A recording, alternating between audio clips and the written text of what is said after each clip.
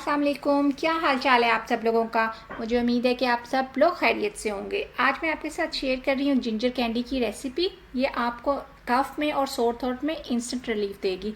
तो जी recipe start करते हैं। इसके लिए मैंने लिया है 50 ग्राम अदरक, 1 टीस्पून पानी डाल के मैंने इसे ब्लेंडर में ब्लेंड कर लिया और ये कुछ इस तरह का हो गया है। और इसके बाद आपने इसको एक पैन में डाल लेना है और बस 1 मिनट के लिए लो फ्लेम पे इतना पकाना है कि एक्स्ट्रा पानी जो है वो ड्राई हो जाए। उसके बाद आपने इसमें 200 ग्राम जो है वो गुड़ डाल लेना है और आप गुड़ की जगह शक्कर भी डाल सकते हैं। और अगर आप इस गुड़ को कप में मेजर करें तो ये 2 कप्स बनेगा। जब गुड़ मेल्ट होना शुरू हो जाए तो आपने इसको कवर करके 5 मिनट के लिए आपने इसको रख दें।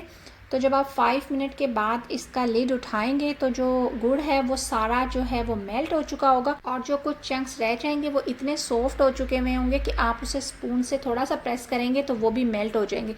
तो आप बाकी बचे हुए चंक्स को भी स्पून की मदद से प्रेस करते हुए सबको मेल्ट कर लें और गुड़ को थोड़ा सा पका लें। जिंजर के साथ इतनी देर पकाएं कि जो ये मिक्सचर है ये इनफ गाढ़ा हो जाए।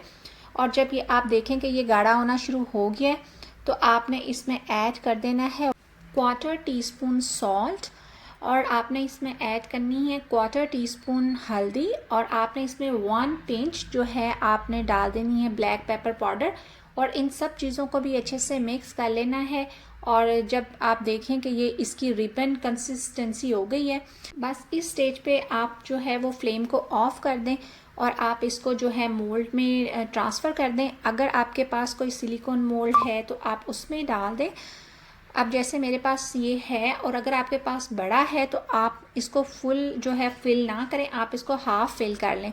और अगर आपके पास मोल्ड नहीं है तो उसके लिए कोई प्रॉब्लम नहीं है, आप जस्ट जो है बटर पेपर ले लें और आप उसको जो है किसी चॉपिंग बोर्ड पे आप उसको इस तरीके से बिछा लें। और इस पर मैंने कोई ऑयल वगैरह नहीं लगाया, बस डायरेक्ट आप जो है बटर पेपर पे इस तरीके से डाल दें तो ये जिंजर ड्रॉप्स बन जाएंगे।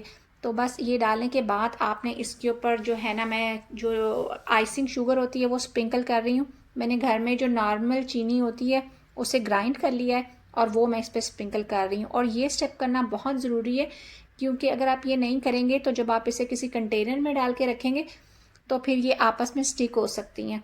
और आप इसको हाफ एन आवर के लिए ऐसे ही छोड़ दें। उसके बाद जब आप इसको इस पे से उतारेंगे तो ये ऐसे इजीली रिमूव हो जाएंगी और आपको बिल्कुल भी इसको उतारने के लिए कोई मेहनत नहीं करनी पड़ेगी।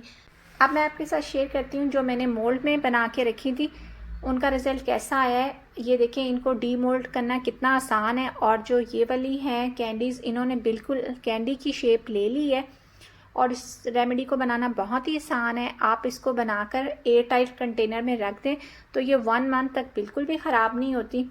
आप इस रेमेडी को ज़रूर ट्राई करें और जब आप इसको ट्राई करेंगे तो मुझे अपना फ़ीडबैक ज़रूर दें। बस इसके साथ ही मैं लेती हूँ आपसे इजाज़त। मिलूँगी नेक्स्ट व्लॉग में, तब तक के लिए अल्लाह हाफ़िज़।